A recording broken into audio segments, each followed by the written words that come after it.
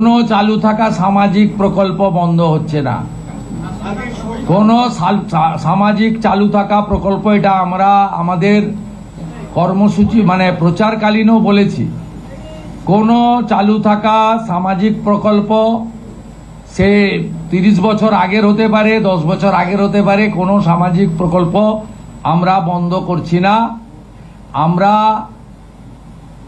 Paperless অফিসও করব, আমরা সমস্ত পোর্টালগুলোকে আপডেটও করব এবং সমস্ত বেনিফিশিয়ারি ডিবিটির মাধ্যমে, যেটা নরেন্দ্র মোদীজির নেতৃত্বে দেশের সরকার করেছে, ডাইরেক্ট বেনিফিট ট্রান্সফারের মাধ্যমে হবে এবং সবটাই স্বচ্ছতার সঙ্গে হবে।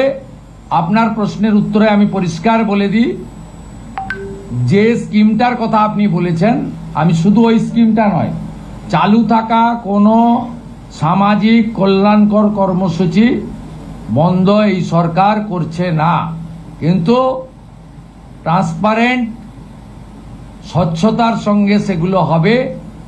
কোনো মৃত ব্যক্তি তিনি কোনো সামাজিক প্রকল্পের সুযোগ পেতে পারেন না, আপনিও বলবেন না পাওয়া উচিত নয়।